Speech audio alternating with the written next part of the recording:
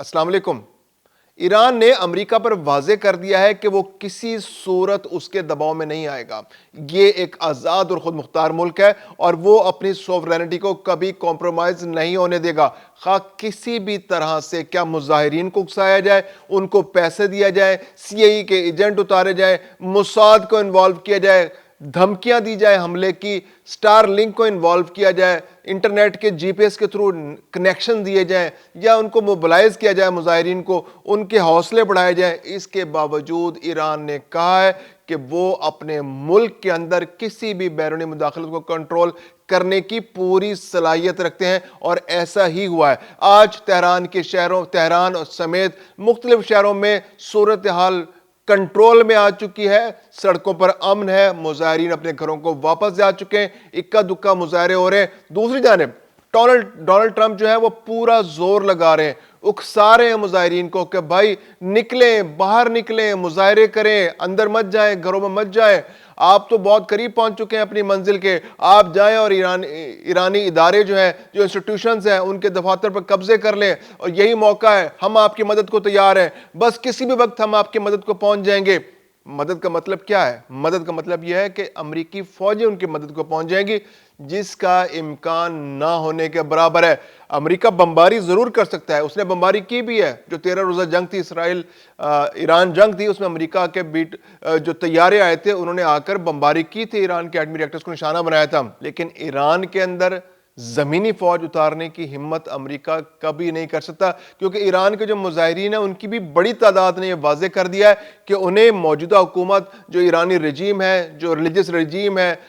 اس سے تو تکلیف ہے، لیکن وہ امریکہ کو ایران کے اندرونی معاملات میں مداخلت کی اجازت نہیں دے سکتے۔ اب مظاہرین جو ہیں وہ 3 طرح کے مظاہرین ہیں۔ سب سے پہلے مظاہرین ہیں جنہوں نے مہنگائی کے خلاف مظاہرے کرنے شروع کیے تھے، اور وہ بڑی تعداد میں تہران سمیت ملک کے مختلف شہروں میں سڑکوں پر نکل آئے تھے۔ دوسرے طرح کے مظاہرین وہ ہیں جو پرتشدد مظاہرے کر رہے ہیں، جن کے پیچھے سی آئی اے ہے، موساد ہے۔ یہ تقریباً 250 سے زائد افراد گرفتار بھی ہو چکے ہیں، ان میں سے بہت سو نے اقبالی بیان بھی دے دیا ہے کہ ہمیں موساد نے، سی آئی اے نے ٹرین کیا اور انہوں نے ہمیں یہاں پر بھیجا، یہاں لانچ کیا۔ ان کی بڑے پیمانے پر گرفتاریاں بھی ہو چکی ہیں۔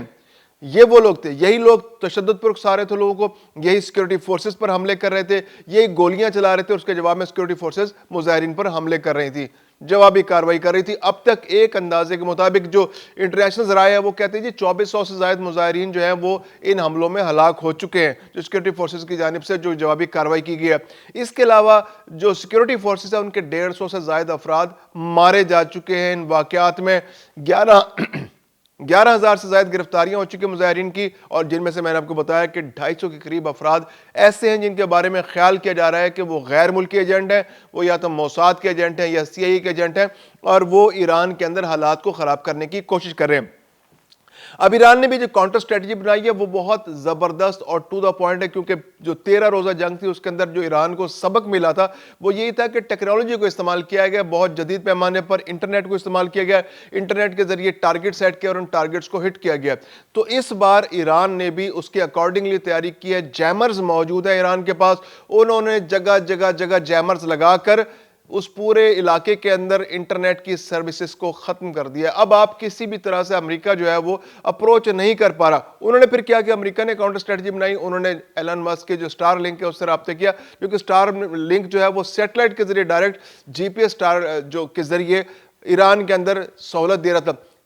سٹار لنک کے پاس لائسنس نہیں ہے ایران کے اندر کام کرنے کا، لیکن اس کے باوجود ایک اندازہ یہ تھا کہ سٹار لنک کے پاس غیر قانونی طور پر 30,000 ٹرمینلز ہیں ایران کے اندر جو آپریٹ کر رہے ہیں، اور جن کے ذریعے ایران میں انٹرنیٹ کی سروس فراہم کی جا سکتی ہے۔ جب ایران نے جو انٹرنیٹ کی سروس بند کی، جو اس کے معمول کے ادارے تھے ان کو انٹرنیٹ سروس بند کی، تو اس کے باوجود مختلف علاقوں میں مختلف لوگوں کے پاس انٹرنیٹ سروس چلتی رہی۔ تو معلوم یہ چلا کہ سٹار لنک کے جو سیٹلائٹ کے تھرو جو ہے جی پی ایس اور سیٹلائٹ کے تھرو ان کو یہ انٹرنیٹ سروس فراہم کی جا رہی تھی۔ تو اس کے بعد ایران نے جو اسٹریٹجی بنائی وہ یہ کہ ایران نے پہلے اکوپمنٹ حاصل کر لیا تھا، رشیا سے اکوپمنٹ حاصل کر لیا تھا، اور ان کے پاس خود سے تیاری تھی، جیمرز ان کے پاس موجود تھے۔ اور وہ ماہرین جو انٹرنیٹ کے ماہرین ہیں، جو امریکہ میں بیٹھے ہیں، جو مختلف اداروں میں بیٹھے ہیں، ان کا کہنا ہے کہ یہ جو جیمرز ہیں یہ کوئی عام جیمرز نہیں ہیں، یہ فوجی نوعیت کے جیمرز ہیں، اور ممکنہ طور پر یہ روس سے حاصل کیے گئے کہ روس نے یہ جیمرز یوکرین کے اندر استعمال کیا ہے ڈرونز کی پروازوں کو روکنے کے لیے یا مختلف ٹارگٹس اہداف کو روکنے کے لیے کہ وہ جو ڈیوائسز رکھ کے جو اہداف فراہم کیے جاتے ہیں جن کو ہٹ کیا جاتا ہے بعد میں سیٹلائٹ کی مدد سے یا راکٹ کے ذریعے یا میزائل کے ذریعے یا ڈرون کے ذریعے، تو ان تمام چیزوں کو اب جیم کر لیا گیا ہے ایرانی جو سیکیورٹی اہلکار ہیں۔ اب جبکہ مظاہرین کا وہ غلغلہ ختم ہو گیا، اب سڑکوں پر مظاہرین موجود نہیں اس طرح سے جس طرح سے پچھلے کچھ 1-1.5 ہفتے سے 2 ہفتے سے موجود تھے، تو اب ایرانی سیکیورٹی فورسز کا فوکس یہ ہے کہ کسی طرح ان ٹرمینلز کو تلاش کیا جائے جو جگہ لگے ہوئے ہیں، جو غیر قانونی طور پر جو لگائے گئے فکس کیے گئے، تاکہ ان کو پکڑا جائے، ان کے ڈش اینٹیناز کو اتار کے پھینکا جائے اور وہاں پر جو لوگ موجود ہیں ان کو گرفتار کیا جائے اور ان کے خلاف تادیبی کارروائی کی جائے۔ تو ابتدائی طور پر تو 30,000 کے بارے میں اطلاعات تھی، لیکن یہ تھا کہ ایکٹیو جو ٹرمینلز ہیں جو سٹار لنک کے وہ 10,000 کے قریب تھے۔ تو جب انٹرنیٹ سروسز معطل کی گئی تو اس کے باوجود انٹرنیٹ ایران کے اندر چل رہا تھا، تو پھر ایرانی سیکیورٹی فورسز نے اپنے جیمرز کو استعمال کیا اور اپنے جو آپریشنز کیے، تو اس کے بعد ابتدائی طور پر تو 20% سروس جو تھی سٹار لنک کی وہ متاثر ہوئی۔ پھر اس کے بعد چند ہی گھنٹوں بعد یہ سروس اتنی مؤثر طریقے سے جیمرز لگائے گئے کہ 80% سروس جو ہے وہ معطل ہو گئی، اور پھر اب ایک اندازے کے مطابق ایران کے اندر 99% علاقوں کے اندر انٹرنیٹ سروس بالکل نہیں ہے۔ انٹرنیٹ سروس کا جو فوری طور پر جو فائدہ ہوا پولیٹیکل لیول پہ فائدہ ہوا ایران کو، کہ وہاں جو مظاہرے تھے جو ان کے اندر آپس میں رابطے تھے وہ انٹرنیٹ کے تھرو ہو رہے تھے۔ ٹیلی فون سروس تو پہلے ہی معطل تھی، انٹرنیشنل کالز بھی نہیں ہو رہی تھی، لوکل کالز بھی نہیں ہو رہی تھی، موبائل نیٹ ورک بھی بند تھا، لیکن انٹرنیٹ کی سروس کہیں کہیں موجود تھی۔ تو اس انٹرنیٹ کے سروس کے ذریعے مظاہرین آپس میں رابطہ کر رہے تھے، ان کے لیڈر جو ہے کارکنوں سے رابطہ کر رہے تھے، اور کارکن آگے عوام تک یہ پیغام پہنچا رہے تھے کہ اس جگہ مظاہرے کے لیے پہنچ جائیں، یہاں پہنچ جائیں، یہاں پہنچ جائیں، اسٹریٹجیز اپنی شیئر کر رہے تھے۔ لیکن وہ رابطہ منقطع ہونے کی وجہ سے اب اس مؤثر انداز میں کارروائی نہیں ہو رہی، اور پھر گرفتاریاں بہت زیادہ ہوئیں، بہت سارے لیڈرز کو گرفتار کر لیا گیا، جو بہت ایکٹیو مظاہرین تھے ان کو گرفتار کر لیا گیا۔ پھر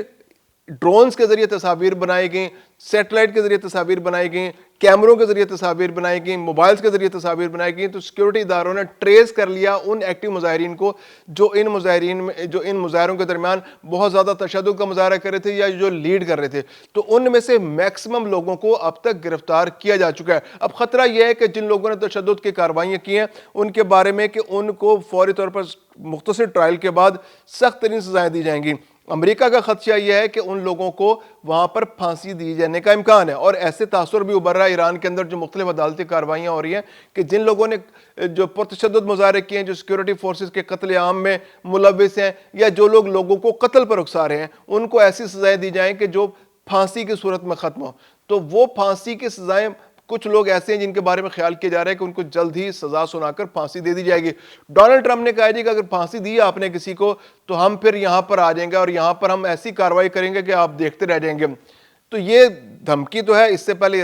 ایران پر امریکہ حملہ بھی کر چکا ہے، لیکن جس طرح سے وہ کہہ رہے ہیں کہ آپ سیکیورٹی فورسز پر حملے کریں، سیکیورٹی فورسز کی، یعنی ڈونلڈ ٹرمپ تو اتنا اکسا رہے ہیں جو مظاہرین کو کہ آپ چہرے یاد کر لیں، آپ ان کی تصویریں کھینچ لیں جو آپ کو مار رہے ہیں، ہم ان سے بدلہ لیں گے، ہم انتقام لیں گے، ہم مظاہرے کریں، آگے بڑھیں، عمارتوں پر قبضے کر لیں، ہیڈ کوارٹرز پہ قبضے کر لیں، اور مظاہرین کی مدد کے لیے ہم پہنچنے والے ہیں۔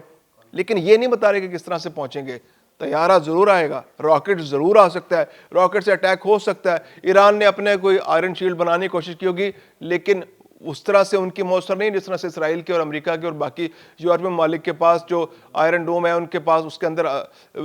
حملہ کرنا ممکن نہیں ہے یا بہت مشکل ہے۔ تو ایران میں اس طرح سہولت ان کے پاس موجود نہیں ہے۔ جو رشیا کے جو ایئر ڈیفنس سسٹم ان کے پاس ہیں وہ اتنے مؤثر نہیں ہیں،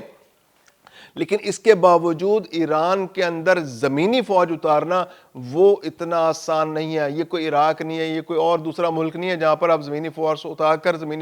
کر اس ملک پر قبضہ کر لیں اور آپ کو اس طرح کے ریزسٹنس سامنے نہ ہے۔ عراق کے اندر تو وہاں کی عوام نے کی ایک بڑی تعداد نے آپ کا ساتھ دیا تھا امریکہ کا، تو اس وجہ سے وہاں پر وہ ایک بڑے عرصے تک کنٹرول بنائے رکھے اور وہاں پر فوجی پریزنس رہے۔ اب جب سے ڈونلڈ ٹرمپ آئے انہوں نے تو ایک پالیسی اپنی ابتدائی طور پر چینج کی تھی کہ جو فوجی مختلف علاقوں میں موجود ہیں، جو مختلف ملکوں میں موجود ہیں، ان کو واپس بلایا جائے گا اور ان کو جو اخراجات ہیں ان کو کم کیا جائے گا۔ تو اس کے بعد مڈل ایسٹ کے اندر جو ایئر کرافٹ کیریئرز تھے وہ ان کو بھی وہاں سے ہٹا لیا گیا۔ اس کے علاوہ جو پریزنس تھی بہت بڑی تعداد میں فوج کی، اس کو بھی آہستہ آہستہ کم کیا جا رہا ہے تاکہ امریکہ کے جو اخراجات ہیں جو فوج پر ہو رہے ہیں، جو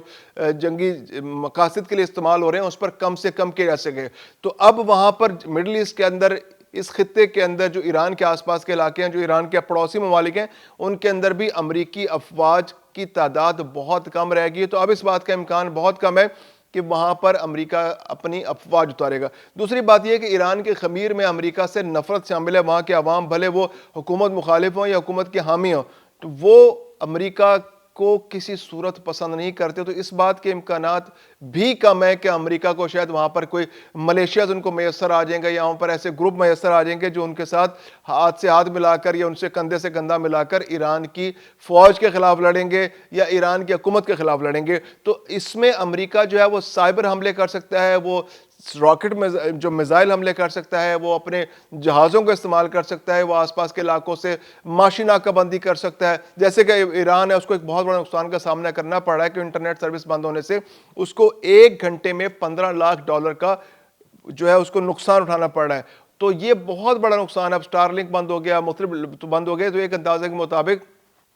اب تک ایران کو $13 کروڑ سے زیادہ کو نقصان ہو چکا ہے۔ لیکن ترجیحات کی بات ہے کہ ایران کی ترجیح اس وقت یہ ہے کہ کسی طرح مظاہروں پر کنٹرول کیا جائے، کسی طرح سے امریکی حملے کا توڑ کیا جائے، کسی طرح جو بیرونی مداخلت ہو رہی ہے اس کا توڑ کیا جائے۔ تو اس وقت ایران کا فوکس یہ ہے، یہ $13 کروڑ یہ اس کے لیے اس وقت اہمیت نہیں رکھتے۔ اس وقت تو انٹرنیٹ سروس کو بند کرنا ہے، اس وقت تو مخالف کا منہ توڑنا ہے۔ روس کی مدد اس کو حاصل ہے، چین اس کے ساتھ تعاون کرنے کو، لیکن کھل کر تعاون نہیں کر رہا۔ چین نے تجارت اس کے ساتھ جاری رکھنے کا اعلان کیا ہے، روس اس کو ٹیکنالوجی کے ذریعے سپورٹ کر رہا ہے۔ اس کے علاوہ مختلف ممالک جو ہیں سفارتی سطح پر ایران کی مدد کر رہے ہیں، اور بھی مختلف طرح کی مدد اس کو حاصل ہو رہی ہے، لیکن کھل کر امریکہ کا مقابلہ کرنے کے لیے کوئی بھی تیار نہیں ہے۔ نہ مشرق وسطیٰ کے ممالک، نہ باقی ممالک اس جنگ میں شامل ہونے کے تیار نہیں ہے۔ تو اس وقت ایران جو ہے وہ بہت زیادہ انٹینٹ شو کر رہا ہے، بہت اس کو سپورٹ، اس کو انٹرنلی بھی اب سپورٹ حاصل ہونی شروع کی ہے۔ جو حکومت کی حمایت میں مظاہرے ہوئے، بڑے مؤثر مظاہرے ہوئے، اور ان مؤثر مظاہروں کی وجہ سے بھی وہاں پر ماحول میں تبدیلی آئی ہے۔ اور آنے والے دنوں میں توقع کی جا رہی ہے